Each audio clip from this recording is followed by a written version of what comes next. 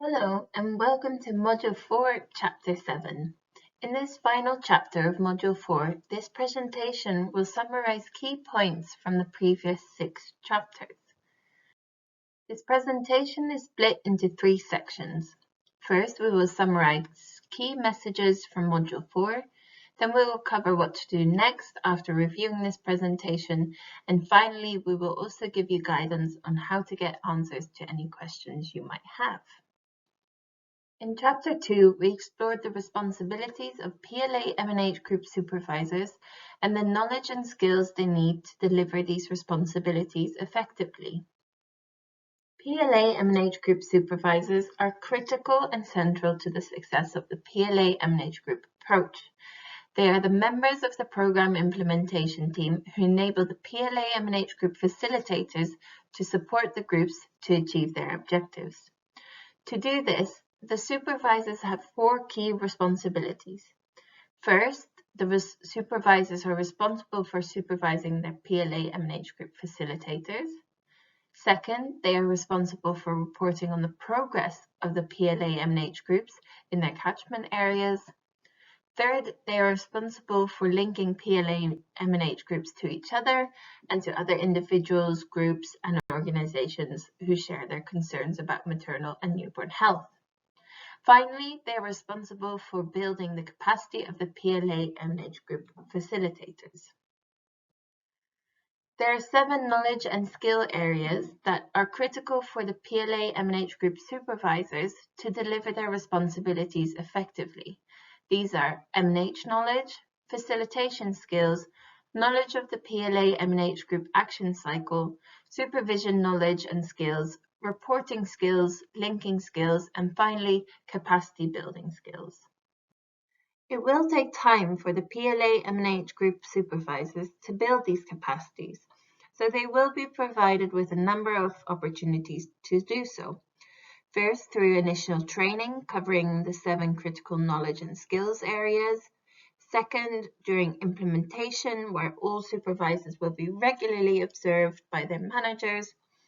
Third, during implementation, where all supervisors will be provided with regular opportunities to meet with each other. And finally, in some cases, PLA-MNH group supervisors will be provided with periodic refresher trainings covering the 7 knowledge and skills areas presented earlier. In chapters 3, 4, and 5, we explored the first 6 of the 7 knowledge and skills areas in more detail. In chapter 3.1, we briefly covered maternal and newborn health knowledge, specifically the key MNH problems which kill, harm, and hold back women and newborns, and the causes and effects of these problems. Then the behaviors that can help prevent each of these MNH problems from arising or manage these problems if they have already arisen to stop them leading to their effects. And then the barriers, those factors that constrain the behavior of women and newborns that stop women and newborns from performing effective prevention and management behaviors in relation to each of these problems. We also covered the facilitation skills needed by PLA-MNH group facilitators. We explored the importance of facilitation, that it encourages participation, and how this is different from teaching. Then we explored some of the challenges PLA-MNH facilitators may face, which will affect the ability for members to participate in groups. The most common challenges include dominant members who may not allow others to participate, shy members who may not feel able to participate, conflict which may disrupt the group, and difficult questions which may affect the facilitator. We then explored some of the tools that facilitators can use to address these. We also summarized knowledge in relation to the PLA-MNH group cycle. To effectively support facilitators, supervisors need to know about the 4 phases that make up the PLA-MNH group action cycle, specifically the 4 phases and 11 meetings in the PLA-MNH group cycle, and how to facilitate the steps in each of these meetings. In Chapter 3.2, we covered supervision skills. We explore how a good supervisor should ensure that PLA-MNH group facilitators feel supported and gain knowledge and skills, whilst also ensuring that protocols and quality standards are met. To do this, we explored how supervisors need to wear 3 hats. First, they need to be best friends with the facilitators, making sure that the facilitators feel that their needs and difficulties are understood will ensure that they trust their supervisors and ask for help when they need it. We all need encouragement to feel motivated in our work. Second, supervisors are teachers. Building the skills and mentoring on improved techniques is one of the key purposes of supportive supervision. It is a chance to observe and identify the knowledge gaps from the training and work towards improvements that will make their work easier and more effective. Finally, supervisors are police officers. The compliance element of supervision ensures that a person is carrying out the task to the best of her or his ability. This serves to discourage low performance, which is important to make sure the program is successful. We also looked at the skills that supervisors need to wear these 3 hats effectively. They need to have good leadership skills, specifically the ability to identify problems early and be a resource to help solve the problems the facilitators may be having, be concerned about the facilitators and look out for their welfare, be a role model, and be confident about making decisions, inspire and guide others towards accomplishing goals, and know and be able to use facilitator strengths. They also need to grow and develop the facilitators, mentor and coach the facilitators for good performance, and allow facilitators to manage their own time and workloads. They also need good communication skills, including the ability to create a welcoming environment for the free flow of two-way communication, demonstrate an accessible and approachable personality, listen actively, show interest in what others have to say, and offer praise when appropriate. Finally, they need skills in providing feedback. Specifically, they need to provide feedback in a way that motivates the facilitators.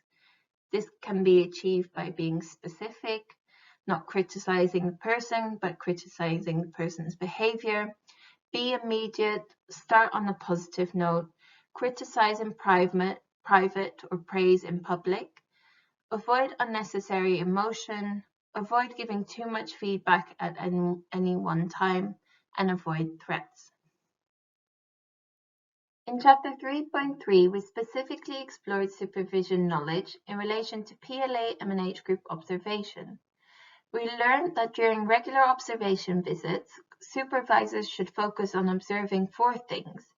In no particular order, these are observing the PLA-MNH group facilitator, facilitating a meeting, to reviewing the group register and notebook, which are updated by the secretary after every meeting, consulting with a wide range of PLA-MNH group stakeholders to gain insights into the capacity of the facilitator and the group, which is critical to the success of the PLA-MNH group programs, and using any insights gathered to provide supportive feedback to the facilitator and group members. At the end of each observation visit, the PLA-MNH group supervisor should write a record in their notebook.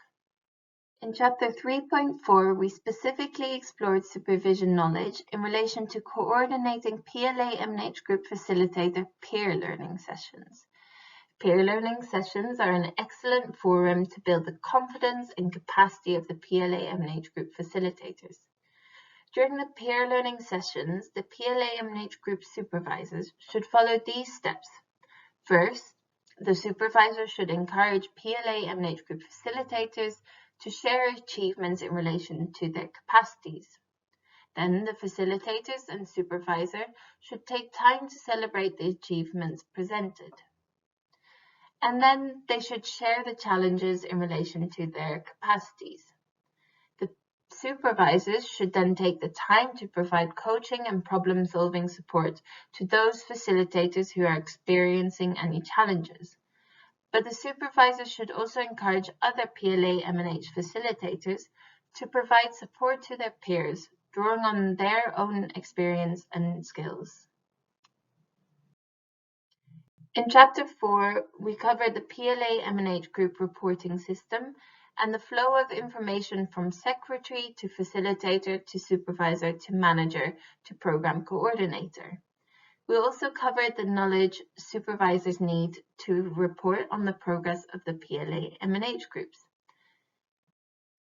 And this covered how the supervisor should use this information together with their observations, discussions at peer learning sessions they have coordinated for their facilitators, and any other conversations or meetings they have had with the group and committee members, community members and leaders and other stakeholders. In Chapter 5, we summarize the importance of PLA-MNH groups linking with other individuals, groups and organizations. If the group reaches out and links with people and organizations outside of their group or even in their community, they will have even more opportunities and support to create positive changes. Supervisors can play an important role in helping to link groups. Furthermore, we looked at the role of the supervisors in this linking process. PLA-MNH supervisors should take specific actions in the process of linking PLA-MNH groups. These are: supervisors should regularly check in with facilitators to see if their groups have started working on linking. Supervisors should consider if their own links might be important to the PLA-MNH group work.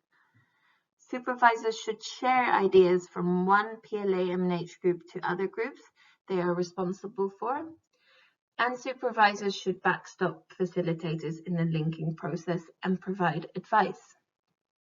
Finally, in Chapter 6, we covered the importance of PLA-MNH supervisors building the capacity of PLA-MNH facilitators. We learned that as supervisors work closely with facilitators, they have an ongoing opportunity to build their capacities. These include when supervisors provide training to the facilitators in the PLA-MNH cycle and all the other core capacities the facilitators need to perform their role.